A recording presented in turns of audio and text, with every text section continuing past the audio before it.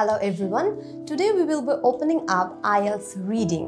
So, IELTS reading এ আমাদের important tips and tricks কি আমরা কোনগুলো জিনিস জানলে IELTS এ আমাদের desired score পেয়ে যাব সেগুলো আজকে ভিডিওতে জেনে নিব। Firstly, the thing we have to look about IELTS reading is IELTS reading এর যে প্যাসেজ গুলো আমাদের থাকে সেই প্যাসেজ কি আমরা শুরুতেই পড়া শুরু করব? Is that it? No, it's not like that. IELTS reading এর ক্ষেত্রে প্রথমেই আমাদের যেটা করতে হবে IELTS reading এর প্যাসেজের যে হেডিং আছে বা যে টাইটেলটা আছে সেটা আমাদেরকে পড়ে দিতে হবে। তাহলে টিপ নাম্বার 1 কি গেল? Read the title or read the heading of the passage. For example, reading passage 1 যদি আমাদের থাকে Crickets of Bangladesh or about the Bangladesh cricket. So আমরা যখন রিডিং এর এই টাইটেলটা পড়ব বা হেডিংটা পড়ব আমাদের মাথায় অলরেডি একটা ইমাজিনেশন চলে আসবে যে আমাদের প্যাসেজটা কি নিয়ে হতে পারবে।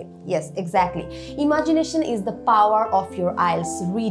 তো আমরা যদি প্রথমেই টাইটেলটা পড়ে নিই আমরা ইমাজিন করে ফেলতে পারবো the what we are going to read about, right? Okay.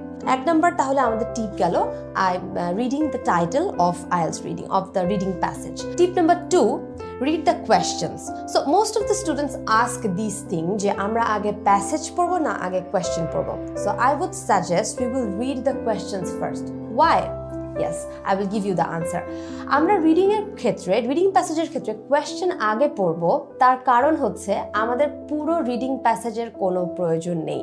Yes, you heard me right. We don't need to read the whole passage very thoroughly because আমাদের খুবই ছোট কিছু ইনফরমেশন দরকার বা খুবই কালেক্টিভ কিছু ইনফরমেশন প্রয়োজন হবে।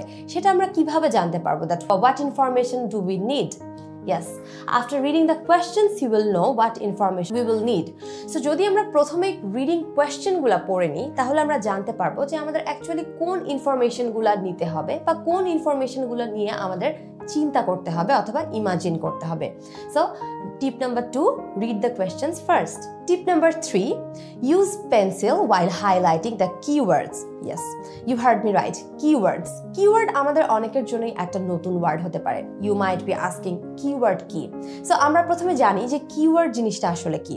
Keyword হচ্ছে একটা পুরো সেন্টেন্স বা একটা পুরো প্যাসেজের মধ্যে কোন ওয়ার্ডটা আমার অ্যাকচুয়ালি দরকার বা আমি কোন ওয়ার্ডটার জন্য স্ক্যানিং করব বা স্কিমিং করব এই জিনিসটাই হচ্ছে কিওয়ার্ড।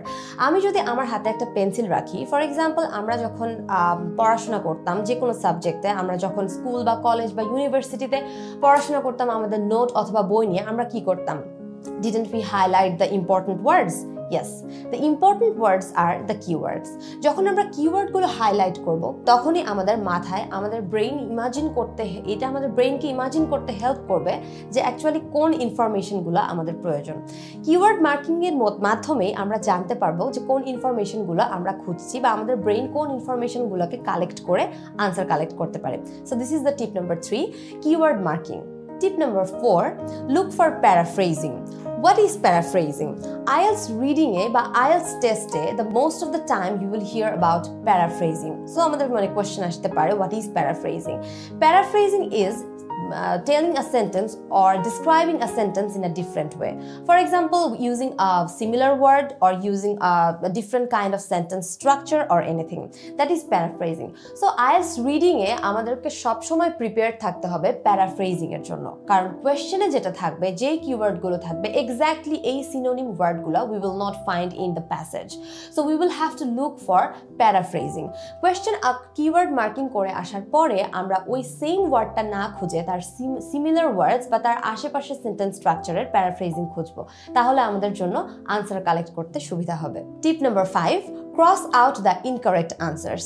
Yes, আমরা যখন অলরেডি জেনে যাব যে এই আনসারটা incorrect why will we look for that, right? আমরা যখন ক্রস আউট করে দেব ইনকারেক্ট আনসারগুলো তখন আমরা জেনে যাব যে এই আনসারগুলোর দিকে আমরা এখন আর অ্যাটেনশন দিব না আমরা এখন লুক ফরওয়ার্ড করব আমাদের কারেক্ট আনসারগুলোর দিকে। তো আমরা যখন ইনকারেক্ট আনসারটা চক আউট করে দিব বা আমরা যখন কেটে দিব তখন আমাদের মাথায় চলে আসবে যে এই আনসারটা আমাদের আর লুক ফরওয়ার্ড করার দরকার নেই আমরা এখন পরবর্তী আনসারের দিকে মুভ ফরওয়ার্ড করতে পারি। So the last tip for today's video is allocate time. Yes, that's very important in reading.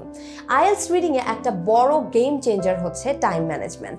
আমরা যদি টাইম ম্যানেজমেন্ট করতে না পারি তাহলে IELTS reading এ আমাদের কোনো ব্যান্ড আসার কোনো পসিবিলিটি নাই। Yes, you heard me right. Maybe I sound a bit harsh, but yes, time management is very important here. আমাদের পুরো IELTS রিডিংয়ে আমরা পাচ্ছি only 1 hour and 1 আওয়ারের মধ্যে আমাদের 3টা প্যাসেজ পড়তে হবে and প্যাসেজের সাথে আমাদের কোয়েশ্চেনগুলো পড়তে হবে। তার মানে আমরা কিন্তু 20 মিনিটস যদি অ্যালোকেট করি ইচ প্যাসেজ, তারপরেও সেটা আমাদের জন্য এনাফ না, কারণ তার মধ্যে আমাদের কোয়েশ্চেন যাচ্ছে। and another thing is your question might get harder while getting advance, মানে আমরা যখন সামনের দিকে যাব আমাদের কোয়েশ্চেন তখন হার্ডার হওয়ার পসিবিলিটি থাকে। তো আমাদের মধ্যে এই টার্গেটটা থাকতে হবে যে আমরা ফার্স্ট প্যাসেজটা 15 to 18 মিনিটসের মধ্যে শেষ করে ফেলবো, then move forward to second passage, যেন আমরা লাস্ট প্যাসেজের জন্য 20 মিনিটসের বেশি কিছু টাইম রাখতে পারি, কারণ পসিবিলিটি খুবই বেশি যে লাস্ট প্যাসেজটা হার্ডার হতে পারে। So these are the tips that I will be sharing for today's video, and when we will move forward with other videos, I will share some more tips with that, and I think after having these tips you will have a very good band score in IELTS reading. Thank you so much.